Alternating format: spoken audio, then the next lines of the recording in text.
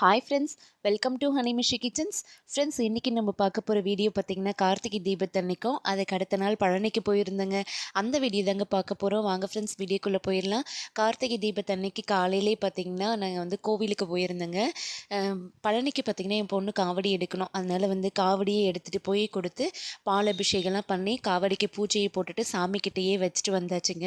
ஏன்னா வந்து நாங்கள் சண்டே போகிறது தான் பிளான், சாட்டர்டே எடுத்துக்கலான்னுட்டு. ஆனால் பார்த்திங்கன்னா பிளான் சேஞ்ச் ஆகி சாட்டர்டேவே போயிடலாம் அப்படின்னு சொல்லிட்டு, சரி அன்றைக்கி ஈவினிங் எடுத்துக்கலாம் அப்படின்னு சொல்லிட்டு கோவில்லையே வந்து காவடியை வச்சுட்டு வந்தாச்சுங்க.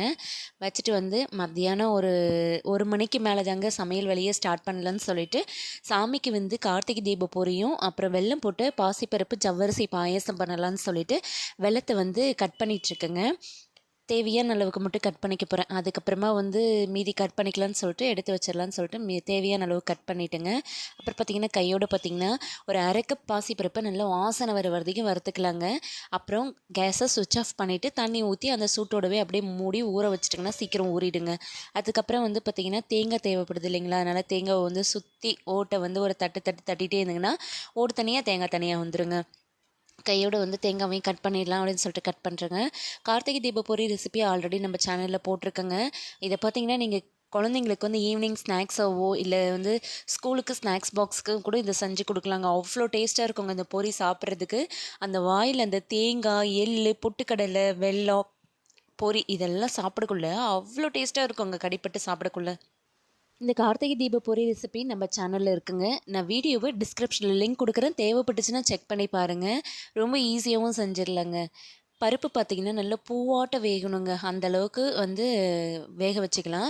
பருப்பு ஊற வச்ச கையோடு நல்லா கழுவி எடுத்துகிட்டு பருப்பை வேக போட்டாச்சுங்க. அரை கப் பாசிப்பருப்பு எடுத்து இல்லைங்களா, அதனால் அரை கப் அளவுக்கு ஜவ்வரிசி எடுத்திருக்கேன். அதை வந்து நல்லா கழுவி எடுத்துகிட்டு இப்போ வந்து நம்ம வந்து பருப்பில் வந்து ஜவ்வரிசி சேர்த்துக்கலாங்க. பருப்பு வந்து பூவாட்ட வெந்ததுக்கப்புறம் தாங்க ஜவ்வரிசி சேர்க்கணும். நம்ம ரெண்டுமே ஒன்றா போடக்குள்ள ஜவ்வரிசி சீக்கிரம் வெந்துருங்க, அப்புறம் கண்ணாடி மாதிரி இருக்கிறது கரைஞ்சி போயிடுங்க. அதனால் வந்து பருப்பு வெந்ததுக்கப்புறமா நம்ம ஜவ்வரிசி சேர்த்துக்கலாம். இந்த பக்கம் பார்த்திங்கன்னா நெய்யில் வந்து முந்திரியும் திராட்சையும் வறுத்துட்ருக்கேங்க. இதை வந்து நான் டீட்டெயில்டாக பார்த்திங்கன்னா ஆல்ரெடி நான் கந்த சஷ்டி நிறைவு நாள் அப்போது வந்து வீடியோவில் போட்டிருக்கேங்க. அதில் பார்த்திங்கன்னா நான் ஜவ்வரிசி யூஸ் பண்ணாமல் பருப்பு மட்டுமே யூஸ் பண்ணி செஞ்சுருக்கேங்க. இதில் நான் வந்து ஜவ்வரிசியும் பாசிப்பருப்பும் ரெண்டும் ஒரே அளவில் எடுத்துக்கலான்னு சொல்லிட்டு செஞ்சிட்ருக்கேங்க. இதில் எக்ஸ்ட்ராவாக சேர்த்துந்து பார்த்திங்கன்னா ஜவ்வரிசியும் பிஸ்தா பருப்பும் தாங்க சேர்த்துருக்கேன். தேங்காவை வந்து நான் நெய்யில் வறுக்காமல் சேர்த்துட்டேன், அதில் வந்து நெய்யில் வறுத்து சேர்த்துருப்பேங்க. இதில் வந்து பிஸ்தா பருப்பு, தேங்காய், இந்த வெல்லம் இதெல்லாமே வந்து ஜவ்வரிசி வெந்ததுக்கப்புறமா சேர்த்துக்கணுங்க. சேர்த்ததை அப்படியே இறக்கி வச்சிடலாம். கொஞ்சம் நேரம் விட்டு இறக்குனதுக்கப்புறமா கடைசியாக பால் சேர்த்துக்கலான்ட்டு வச்சுட்டுங்க.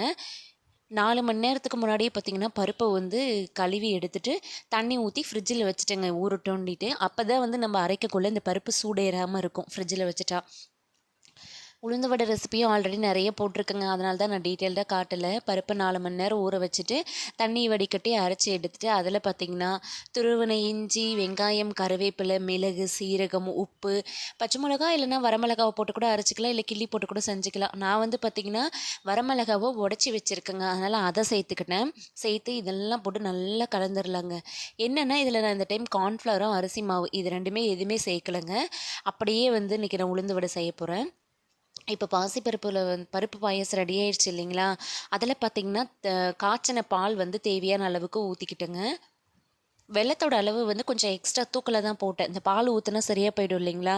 நம்ம கொதிக்கக்குள்ளே பால் ஊற்றுனோங்கன்னா அந்த வெல்லம் சேர்த்ததுக்கு பால் திரிஞ்ச மாதிரி ஆகிடும். அதனால் இறக்கி வச்சு கொஞ்சம் நேரம் விட்டு கூட நம்ம வந்து பாலை சேர்த்துக்கலாங்க. அவரை இலை இருக்கு இல்லைங்களா, அதில் சாணி வச்சு விளக்க வச்சு இன்றைக்கி வந்து தீபம் போட போகிறோங்க. அதனால் அதை ரெடி பண்ணிகிட்ருக்காங்க கடையில் வேலை செய்கிறக்கா. இந்த பக்கம் பார்த்திங்கன்னா நான் வந்து சாமிக்கு பிரசாதம்லாம் எடுத்து வச்சுட்டு அப்புறம் வந்து திருவண்ணாமலை தீபம் போடுவாங்க இல்லைங்களா, அது போட்டதுக்கப்புறமா நம்ம வந்து தீபம் போட்டுக்கலான்னு சொல்லிட்டு சரி பிரசாதம்லாம் எடுத்து வச்சிடலான்ட்டு அது தாங்க பண்ணிகிட்ருக்கேன். உளுந்து வடையில் ஓட்டையே காணுங்க, உளுந்து வடை மாதிரி இல்லை, உளுந்து போண்டா மாதிரி ஆயிடுச்சு. பாசிப்பருப்பு பாயசம், கார்த்திகை தீப பொரி, அப்புறம் வந்து உளுந்து வடை, இதுதாங்க அன்றைக்கி சாமிக்கு நெய்வேத்தியமாக வச்சுருந்தேன். அந்த அக்கா பார்த்திங்கன்னா இலை வச்சு சாணி வச்சு அதுக்கு மேலே அகல் விளக்கு வச்சுட்டாங்க. நான் எண்ணெய் ஊற்றி திரியெல்லாம் போட்டுக்கிட்டு அப்படியே தீபத்தையும் பார்த்துக்கிட்டே இருந்தேங்க. தீபம் ஏற்றினதுக்கப்புறமா ஏற்றிக்கலாம் அப்படின்னு சொல்லிட்டு இதுக்கு ஹெல்ப்பிங்க்கு என் சின்ன பொண்ணும் நானும் சொல்லிட்டு பண்ணிகிட்டு இருந்தாங்கங்க. அப்புறம் பார்த்திங்கன்னா கார்த்திகை தீபம் அங்கே ஏற்றியாச்சு. அதுக்கப்புறம் பார்த்திங்கன்னா நானும் வந்து வீட்டில் வந்து தீபம் போட்டாச்சுங்க. எல்லாம் வாசப்படிக்கு எல்லாத்துக்கும் வச்சாச்சு. இந்த பக்கம் வந்து சர்க்கோணம் கோலம் போட்டு சஷ்டி விளக்கும் போட்டு வச்சுருக்கேங்க. சாமிக்கு என்னால் முடிஞ்ச நெய்வேத்தியத்தை செஞ்சு ரொம்ப திருப்தியாக சந்தோஷமாக சாமி கும்பிட்டு முடிச்சாச்சுங்க. சாமி கும்பிட்டு முடிச்சதுக்கு அப்புறமா கையோடு பார்த்திங்கன்னா கோவிலில் போயிட்டு காவடி எடுத்துகிட்டு வந்தாச்சு. அதுக்கு மேலே பார்த்திங்கன்னா காவடியில் வந்து வெள்ளை துணி தான் வச்சுருந்தாங்க. சரி நாங்கள் வந்து பச்சை கலர் துணி போட்டுக்கலாம் அப்படின்னு சொல்லிட்டு துணி வாங்கிட்டு வந்த கையோட அதை என் பொண்ணு ரெடி பண்ணிகிட்ருக்காங்கங்க.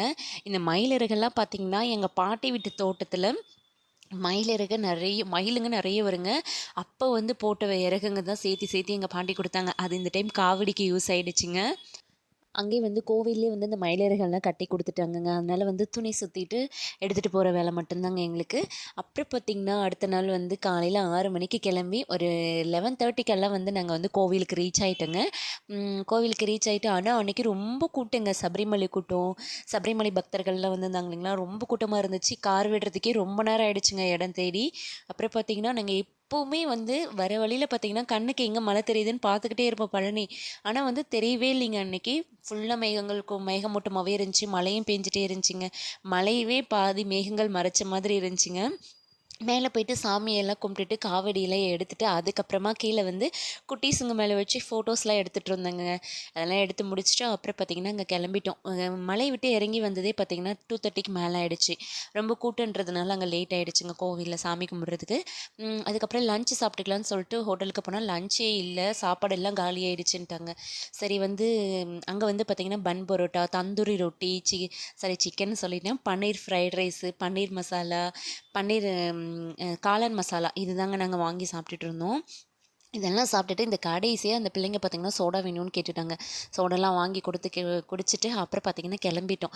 நேராக இது முடிச்சதுக்கப்புறமா கையோடு பார்த்திங்கன்னா எங்கள் அப்பாவுக்கு கொஞ்சம் பர்ச்சேஸ் பண்ணுற வேலை இருந்துச்சுங்க ஈரோடில். அதனால் அங்கே போயிட்டு கொஞ்சம் பர்ச்சேஸ்லாம் முடிச்சுட்டு அதுக்கப்புறமா வீட்டுக்கும் கிளம்பிட்டோங்க. வீட்டுக்கு பார்த்திங்கன்னா நைட் ஆகிடுச்சு. வந்ததே வந்து 12 ஆகிடுச்சுங்க. ஃப்ரெண்ட்ஸ் இந்த வீடியோட எண்டுக்கு வந்துட்டோம். இந்த வீடியோ உங்களுக்கு பிடிச்சிருந்துச்சுன்னா ஹனிமிஷி கிச்சன் சேனலை சப்ஸ்கிரைப் பண்ணிக்கோங்க. கூடவே பெல் ஐக்கானை கிளிக் பண்ணிவிட்டு ஆல்ன்ற ஆப்ஷனை கிளிக் பண்ணிக்கிட்டிங்கன்னா நான் போடுற வீடியோஸ் எல்லாமே உடனுக்குடனே உங்களை வந்து சேருங்க. அப்புறம் இந்த வீடியோ பிடிச்சிருந்துச்சுன்னா உங்கள் ஃப்ரெண்ட்ஸ் அண்ட் ஃபேமிலிக்கும் ஷேர் பண்ணி விட்டுருங்க. எனக்கு சப்ஸ்கிரைப் பண்ண எல்லா ஃப்ரெண்ட்ஸ்க்குமே ரொம்ப நன்றி. தேங்க்ஸ் ஃபார் வாட்சிங்.